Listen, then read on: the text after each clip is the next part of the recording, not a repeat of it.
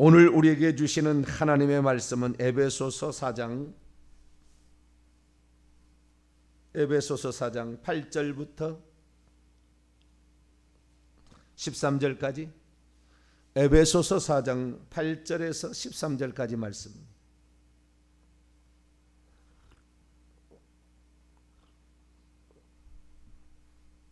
에베소서 4장 8절에서 13절까지 말씀 한 절씩 교독하도록 합니다. 그러므로 이르기를 그가 위에 올라가실 때 사로잡혔던 자들을 사로잡으시고 사람들에게 선물을 주셨다 하였도다. 올라가셨다 하셨은즉 땅 아래 낮은 곳으로 내리셨던 것이 아니면 무엇이냐. 내리셨던 그가 곧 모든 하늘 위에 오르신 자니 이는 만물을 충만하게 하려 하심이라. 그가 어떤 사람은 사도로, 어떤 사람은 선지자로, 어떤 사람은 복음 전하는 자로, 어떤 사람은 목사와 교사로 삼으셨으니 이는 성도를 온전하게 하여 봉사일을 하게 하며 그리스도의 몸을 세우려 하심이라. 우리가 다 하나님의 아들을 믿는 것과 아는 일에 하나가 되어 온전한 사람을 이루어 그리스도의 장성한 분량이 충만한 데까지 이르리니. 아멘. 기도하겠습니다. 하나님, 이 새벽에도 저희들이 기도자로서 이 새벽에 나오게 하신 것 감사합니다. 어두워져가는 세상 속에 하나님 꺼지지 않는 빛이 될 수 있도록 성령의 기름을 충만히 부어주시고 우리가 기도하는 모든 것들 하나님 속히 응답해 주시며 이 조국 대한민국이 하나님께 영광 돌리는 대한민국이 되게 하여 주옵소서. 이 새벽에도 주의 말씀을 듣고자 합니다. 하나님 저희들에게 말씀하여 주옵소서. 우리 주 예수 그리스도의 이름으로 기도하옵나이다. 아멘. 할렐루야. 성령의 은사에 관하여 말씀을 나누고 있습니다. 오늘은 성령의 은사 가운데 복음 전하는 자에 관한 은사, 직분의 은사죠. 이 직분의 은사에 관하여 말씀을 나누기로 합니다. 성령께서 이 땅에 강림하실 때 물론 구약에도 있었죠. 그러나 오순절날 AD 30년 3월 5일경 이 오순절날 성령이 오심으로 말미암아 새로운 시대가 돌입하게 됐는데 성령께서 사람 속에도 들어오시는 시대. 근데 그 하나님이 전능한 하나님이 우리에게 들어오실 때에 그냥 오시는 게 아니고 선물을 주신다 이거죠. 선물. 그래서 예수 그리스도를 믿는 사람들이 이 땅에 살아갈 때 하나님의 자녀로서 살아갈 수 있도록 하나님께서 각자의 선물을 주시는데 그 선물이 낱낱의 어떤 그 은사인데 일반 은사, 특별 은사, 또 고린도서 12장 8절에서 10절까지 초자연적인 은사도 있지만 28절에서 30절까지 말씀을 보면 직분으로 해서 은사도 있어요. 그 직분의 은사가 사도 선지자 교사, 사도 선지자 교사라는 직분이 있는데 에베소 4장 11절을 보면 주님께서 땅 아래 내려오셨다가 올라가실 때에 승천하시면서 성령을 보내주신 거죠. 그때에 직분을 주셨다는 거예요. 근데 그 직분에는 세 가지만 있는 게 아니었어요. 사도 선지자 교사만 있는 게 아니라 복음 전하는 자 목사도 있어요. 그래서 오중직이라고 하는데 교회 하나님이 주신 오중직 가운데에 복음 전하는 자라는 직분이 있다 이거죠. 여기에서 이 직분의 은사는 어쩌다 한 번씩 그 일을 하는 게 아니라 그 일을 자신의 생업처럼 하는 것을 가리키는 거예요. 그러니까 풀타임 사역자지 어느 그냥 파트 조금 이렇게 하다가 하다 이거 아니에요. 그것은 이제 은사가 있는 사람들이 그렇게 하겠죠. 그러나 이 사람들은 그걸 업으로 일상생활을 그렇게 하는 사람들이니까 사도, 선지자, 복음 전하는 자, 목사와 교사. 오늘날에 여기에 있는 그 직분 그대로 남아 있는 것은 목사밖에 없어요. 이제 오늘 저녁에 이제 얘기하겠습니다. 목사밖에 없고 나머지는 요 그대로 사도 바울이 이 말씀을 썼을 때와 같은 똑같은 직은 사실 목사 이외에는 존재하지 않아요. 목사 이해는. 그리고 사도 바울이 이 목사라는 직을 썼을 때는 이제 목사가 생겨지고 있는 상태이죠. 그 전에는 있었던 것이 사도 선지자 복음 전언자 교사라는 것은 있었어요. 목사라는 직업은 여기에 처음 나오는데 원래는 목자라는 겁니다. 목자가 있는데 이 목자 말고는 다 그러니까 교사라고 하면 오늘날 우리가 아동부 또 중고등부 이런 교사를 생각하지 않습니까? 근데 여기에 교사는 그런 교사가 아니죠. 구약 성경 말씀을 능통해서 이것을 가르칠 수 있는 아볼로와 같은 자, 성경 전문 연구가들이죠. 이런 사람들이 교사라고 한 것이지 아이들 조금 이렇게 가르치는 이런 걸 교사라고 하지 않는. 그러니까 옛날 의미의 교사는 없는 거죠. 뿐만 아니라 사도 선지자 교회를 세우는 일꾼으로서 이들의 삶은 결국 이 사도는 그들의 행적이고 성경이 됐습니다. 그들의 행적이 그들의 말과 성경 해석이 성경이 된 거예요. 그러니까 그런 의미의 성경을 쓸만한 오늘날에 사도 같은 자 있느냐? 없어요. 오늘날 그 정도는 안 돼요. 그 정도는 안 돼. 물론 될 수는 있겠죠. 이때만 써먹고 나중에 없다고 그렇게 말하려고 이 직분을 우리 때까지 있음이니까 우리 이후에 있을 것은 목사밖에 없다. 그리고 그는 그렇게 썼어야 되는데 이걸 기록한 것은 그 많은 사람을 바랬던 사도 바울의 생각을 있어야 됩니다. 우리도. 그래서 오늘날에 이 성경 말씀의 이 영적인 비밀을 정확히 풀어줄 수 있는 그런 자가 사실 나와야 되는 것이고, 선지하는 건 무엇인가? 지금 그 시에 성령이 그에게 주시는 말씀을 할 수 있어야 되고, 그가 하나님의 온전한 사람 되도록 하기 위해서 죄를 분명하게 지적해서 회개할 수 있도록 해줄 수 있는 이런 사람이 필요한 거지요. 그러나 이때 말씀의 그 의미의 그 정도 수준은 많지 않는 거죠. 거의 없다고 봐야 됩니다. 그러나 우리는 거기에 없다고 그냥 없다, 있는 것을 없다, 없어, 무슨 소리야, 성경이 완성된다면 이런 직분이 없어, 이런 식으로 해가지고 꽉 묶어버리면 그때 성령하고 지금의 성령이 다른 성령이 아니다 그 말이죠. 사도라는 직분도 마찬가지예요. 사도라는 직분이, 어린 양의 12사도는 예수님이 이 땅에 육신을 입고 와서 그렇게 보냈지만, 사도행전 9장의 바울과 같은 경우는 부활하신 주님이 보냈는데 지금도 부활하신 주님이 안 보내고 그럼 그때만 보냈느냐? 그러진 않죠. 지금도 얼마든지 보낼 수 있어요. 그래서 이게 없다, 있다고 얘기하는 저것들 다 그냥 잘못된 것이야. 이렇게 매도하면 안 돼요. 우리는 성령께서 얼마든지 그 정도 수준은 아니라 할지라도 하나님이 오늘도 쓰시고 있는 사람들이 있다라는 걸 생각하고, 그런 사람이 나올 수 있도록 때도 기도해야 되겠죠.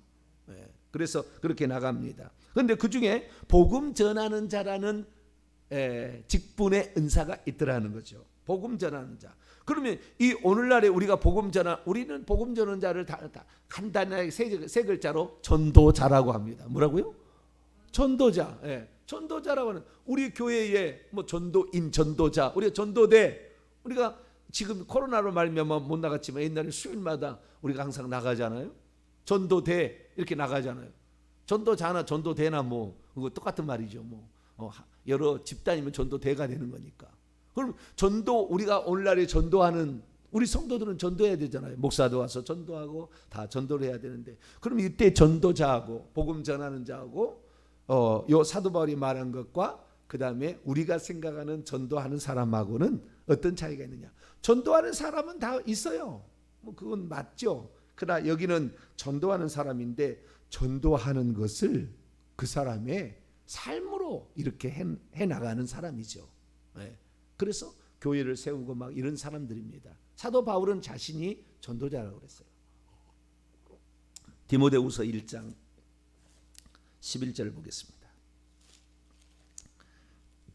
디모데후서 1장 11절.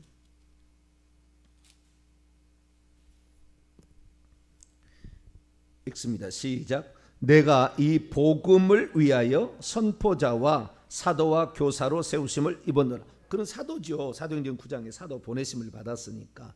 그리고 그는 성경 교사죠. 아볼로 이상이죠. 아볼로하고 비교가 안 되죠. 그는 교사였어요. 그런데 선포자, 복음 전도자였다라는 사실을 말해주고 있는 것이죠. 그래서 우리는 이 사도 바울이 복음을 전하는 자였다. 갈라디아서 1장을 또 열어볼까요? 그가 얼마나 복음을 소중하게 여겼는가. 갈라디아서 1장.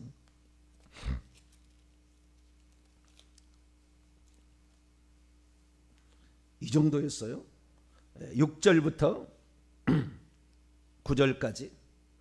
갈라디아 1장 6절에서 9절 시작. 그리스도의 은혜로 너희를 부르신 이를 이같이 속히 떠나 다른 복음을 따르는 것을 내가 이상하게 여기노라. 다른 복음은 없나니 다만 어떤 사람들이 너희를 교란하여 그리스도의 복음을 변하게 하려 함이라. 그러나 우리나 혹은 하늘로부터 온 천사라도 우리가 너희에게 전한 복음 외에 다른 복음을 전하면 저주를 받을지어다. 우리가 전에 말하였거니와 내가 지금 다시 말하느니 만일 누구든지 너희가 받은 것 외에 다른 복음을 전하면 저주를 받을지어다. 어이 무섭죠?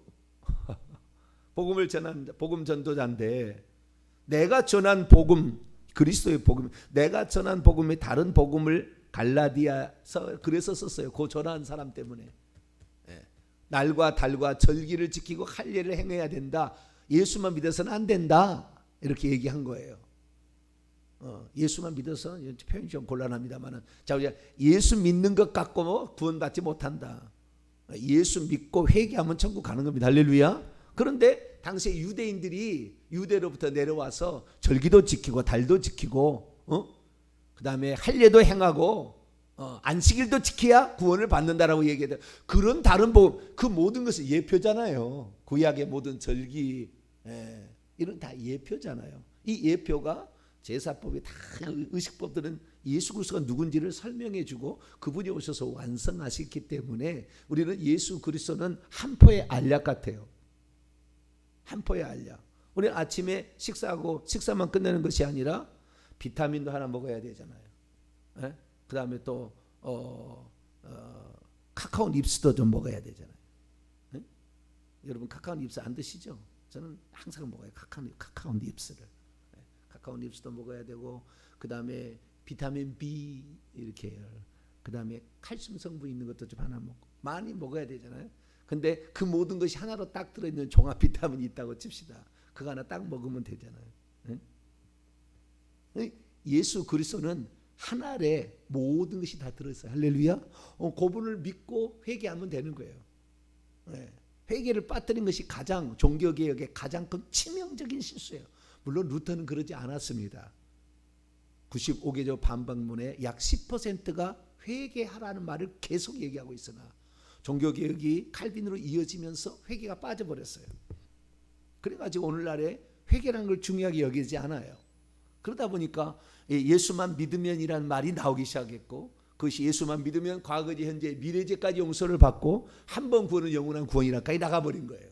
이거 순 엉터리인데 좌우지간 그렇게 믿는 사람이 있어요. 뭐 그렇게 믿겠다는데 또 저 말 못하겠어요. 그분은 그렇게 믿으라고 그러고 여러분은 예수 그리스도를 믿고 그 믿음도 끝까지 지켜야 되는 주님이 주신 이 믿음을 환경에 따라서 믿고 안 믿고 이런 믿음이 아니라 목숨 걸고 믿는 믿음에다가 그리고 우리의 죄를 날마다 회개하는데 내가 지은 자범죄뿐만 아니라 나와 내 조상이 지은 그래서 내려온 이런 우상숭배의 죄까지 다 회개할 수 있게 되길 축원합니다.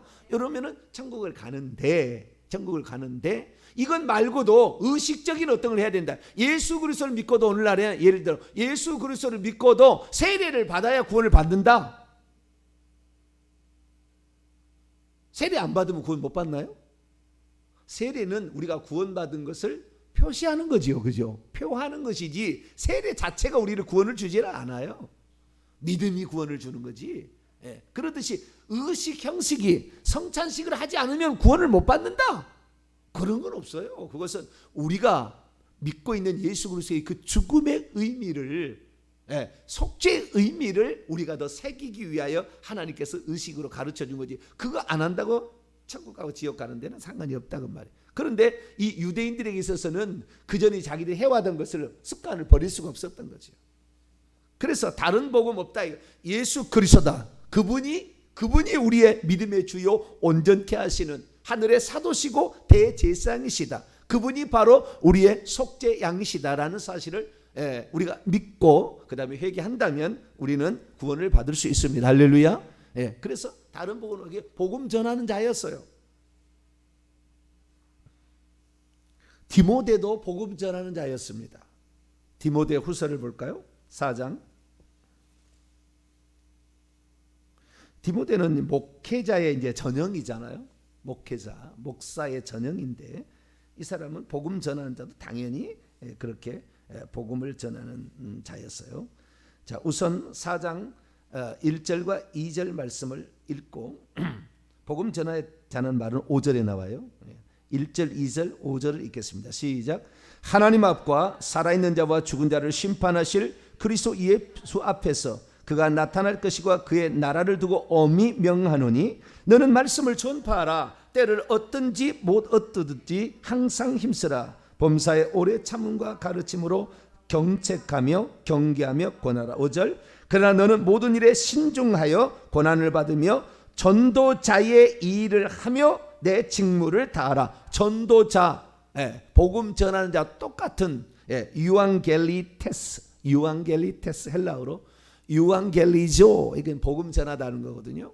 유앙겔리조, 유앙겔리조에서 나왔어요. 유앙겔리테스, 복음 전하는 자, 이게 전도자, 동일한 단어예요. 아까 에베소 4장 11절에 나온 단어와 이 단어가 동일한 단어입니다. 말을 번역자가 에베소서 번역자하고 디모데후서 번역자가 달라요.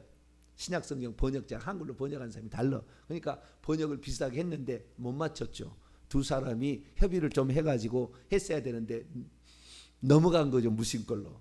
이왕이면 통일을 했으면 우리가 더 이해하기 좋을 텐데 요한계시 읽어보면 요한계시 자체도 번역자가 달랐다면 여러 사람이 어떤 데는 왕이라고 해놓고 어떤 데는 임금이라 해놨어요. 똑같은 단어를 왕하고 임금하고 뉘앙스가 약간 다르잖아요.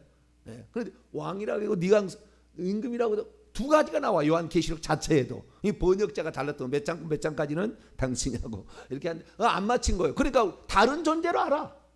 읽어보면 뉘앙스가 완전히 다릅니다. 읽어보면 동일한 단어인데 그런데 동일한 단어다라는 것이요. 그래서 디모데도 그가 목사로서 파송한 자였지만 너는 항상 복음을 전하는 너는 전도자라는 사실을 인식해야 된다라고 얘기했다는 거예요. 그러면 이 복음 전하는 자의 대표적인 전형을 우리가 어떻게 생각할 수 있을까? 이건 사도 바울인데요. 사도 바울 전에 전도자 일을 한 사람이 있었어요. 사도 바울 전에도. 자, 사도행전 기록을 보는데요. 사도행전 21장을 볼까요? 사도행전 21장. 똑같은 유앙겔리테스라는 말이 나옵니다. 21장 7절 8절입니다. 8절에 나와요.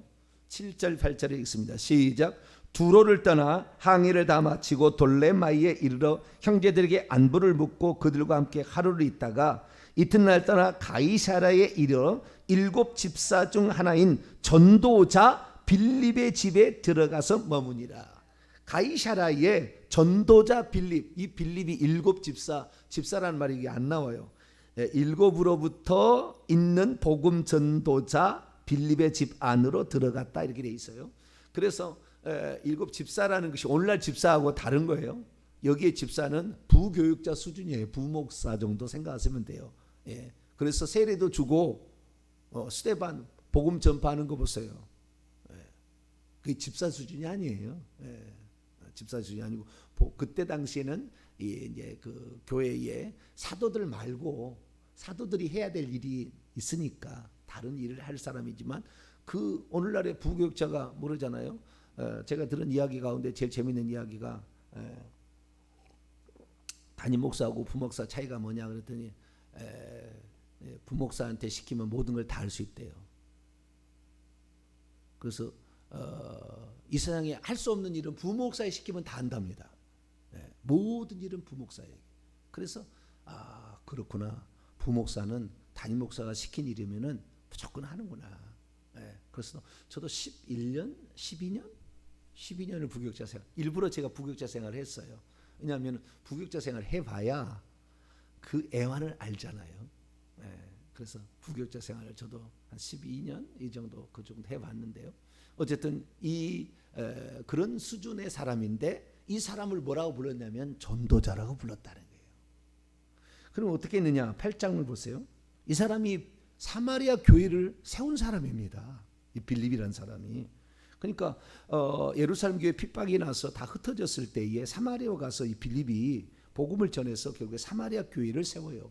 그러나 당시에 교회를 세우는 은사자는 누구였어요? 직분자는 사도와 선지자라고 그랬죠. 에베소 2장 20절에 너희들은 사도와 선지자의 기초 위에 세우심을 입은 자라.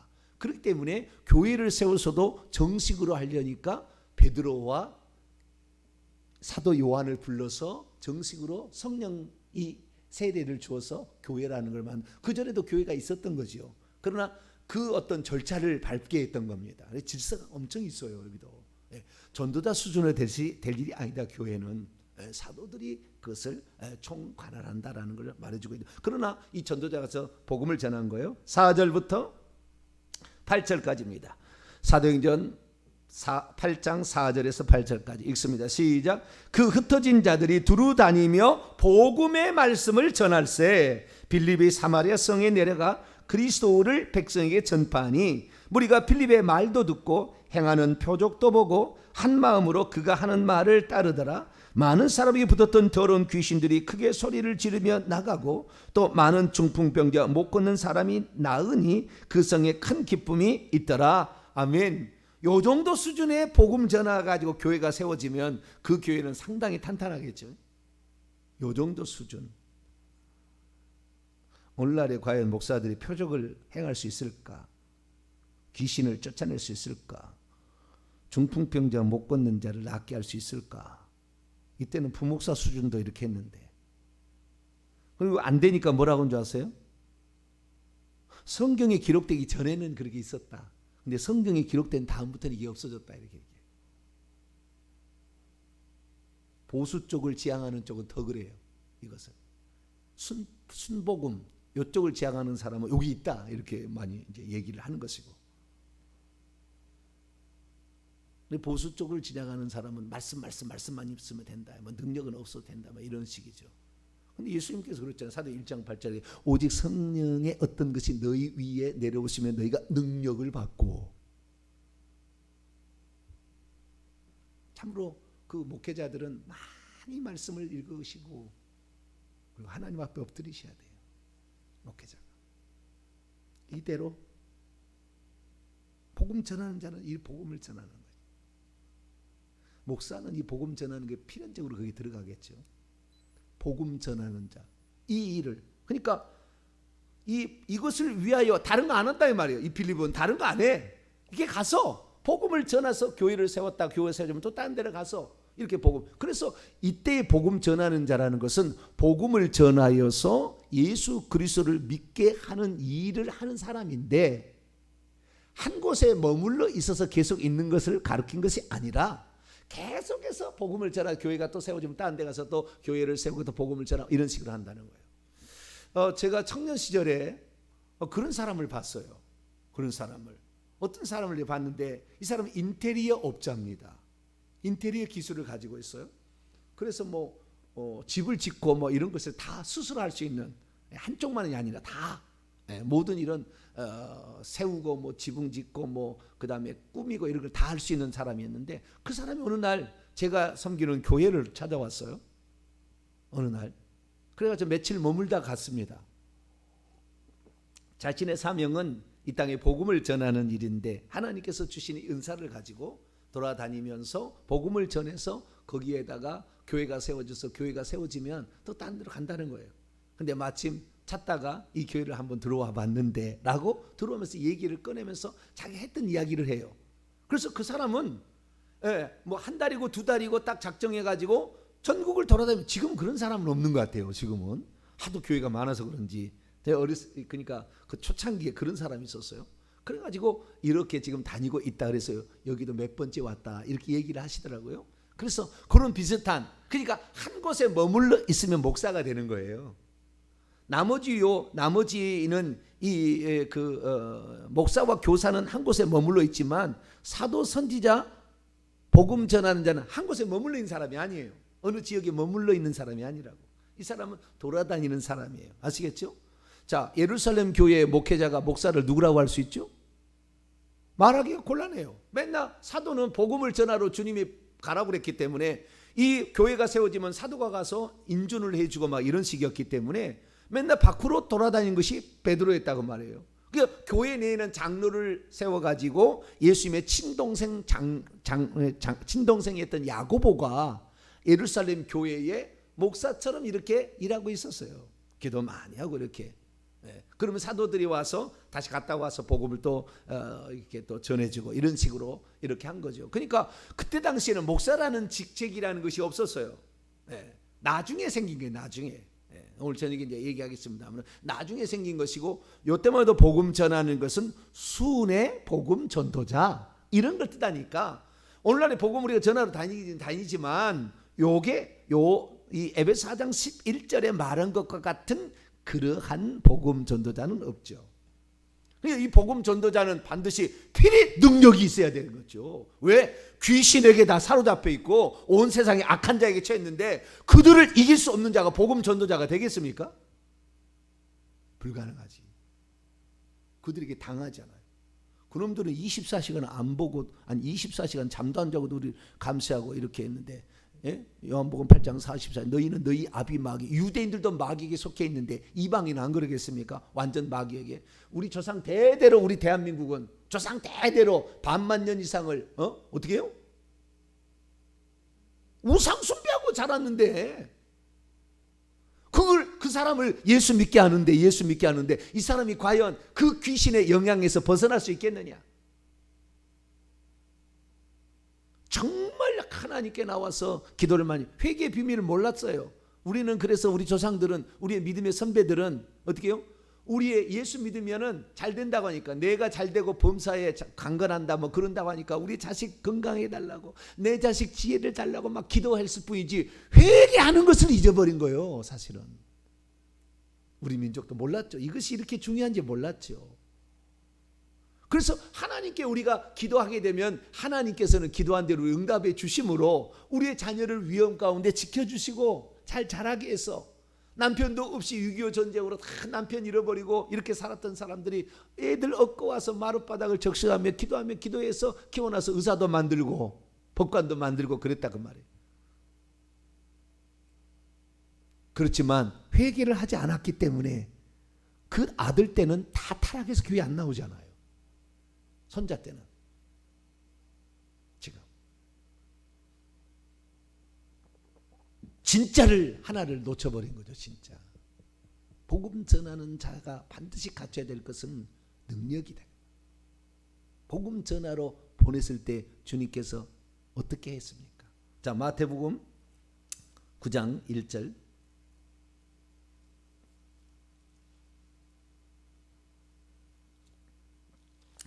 마태복음 9장 1절, 아니 9장 1절에 10장 1절 죄송합니다. 10장 1절.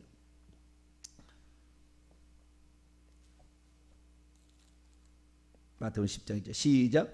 예수께서 그의 12제자를 부르사 더러운 귀신을 쫓아내며 모든 병과 모든 약한 것을 고치는 권능을 주시니라. 7절 8절 그 밑에 시작. 가면서 전파하여 말하기를 천국이 가까웠다 하고 병든 자를 고치며 죽은 자를 살리며 나병한 자를 깨끗하게 하며 귀신을 쫓아내되 너희가 거저 받았으니 거저 주라.